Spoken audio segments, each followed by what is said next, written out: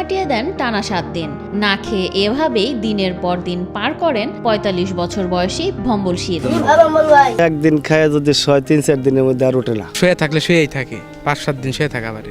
একবার খাওয়া শুরু করলে ৪-৫ জনের খাবার নিমিষেই শেষ করেন ভম্বল। একাই ১.৫ কেজি চালের ভাত খেয়ে সাবার করেন তিনি।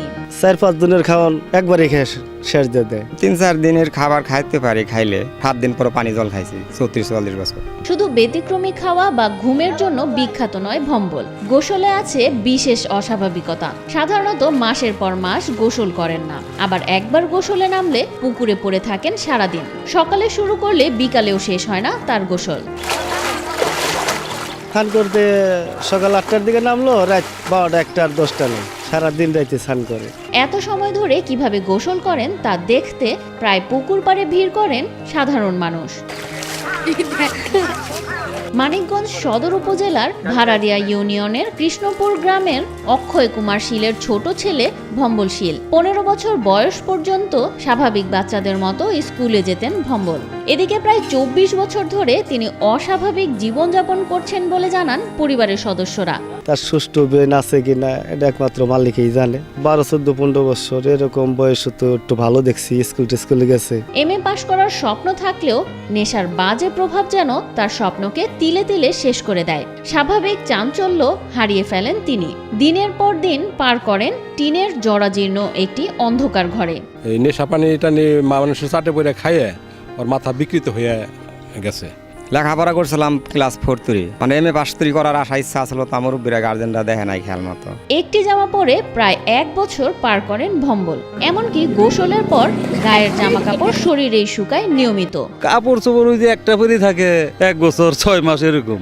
এই অবস্থা দেখতেছি ২০-৩০ বছর ধরে। ৯ তারিখের সোমবারে সানটান গোসল কইরা এটা পরে আইছে। ৩ দিন আগে নদীতে গোসল করছি, পড়া অবস্থায় গায়ে শুকাইছে আর শাড়ি নেই।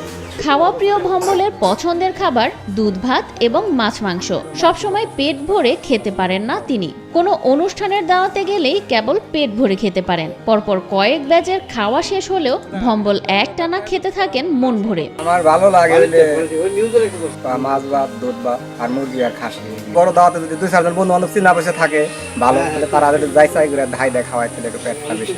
ভম্বল একাই ৩ থেকে ৪ জনের খাবার খাওয়ার কারণে স্বজনরা তাদের দাওয়াত দেয় না বলে আক্ষেপ করেন ভম্বল শীলের ভাই শঙ্কর শীল। খাওয়া দাওয়া একটু বেশি খায়, কোনো বৈঠকে যে ২-৩ বৈঠক হয়ে যায়, তাও খাওয়া হয় না, শেষ হয় না। এইটু ১০ বছর আগে বিয়ে করেছিলেন ভম্বল শীল।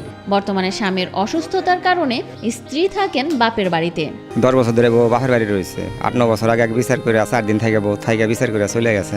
ভম্বল শীলের দাবি তিনি জমিদার রায় বংশের ছেলে। বাবার বিশাল সম্পত্তির মাঝে ছিলেন রাজপুত্রের মতোই। নিজেকে ভালো কারিগর হিসেবেও দাবি করেন তিনি। ভালো টাকা উপার্জন করে দিন কাটাতেন এক সময়, কিন্তু সবার কাছে ঠকে ঠকে আজ নিঃস্ব তারা। আমরা যদি জমিদার রায় বংশের পোলা, আমার বাবার বাড়িঘর জায়গা জমি মেলায় আসলো, মানুষের লুটপাট করে নিয়ে গেছে, খায় হালাই দিছে। পৃথিবীর শ্রেষ্ঠ কারিগর ছিলাম আমি, সেলুনের বেতনে টাকা পয়সা পাইতাম। ভম্বল শীল জটিল মানসিক রোগে আক্রান্ত বলে জানান এলাকাবাসী। উপযুক্ত চিকিৎসার ব্যবস্থা হলে তাকে সুস্থ করা সম্ভব বলে মনে করেন তারা। তিনি বহু বছর ধরে এরকম অসুখে ভুগতেছে। আমরা ছোটবেলার থেকে দেখতেছি একই অবস্থা, ভালো আর হয় নাই। অসহায় ভম্বল শীলের সুচিকিৎসার জন্য সমাজের সব শ্রেণী পেশার মানুষের সহযোগিতা প্রত্যাশা করেন স্থানীয়রা। না, এখনো সুস্থ না, এখনো মোটামুটি অসুস্থই আছে, ব্রেনের জ্ঞান বুদ্ধি একটু কম আছে। সুচিকিৎসার জন্য আমরা ওর সাহায্য সহযোগিতা দরকার।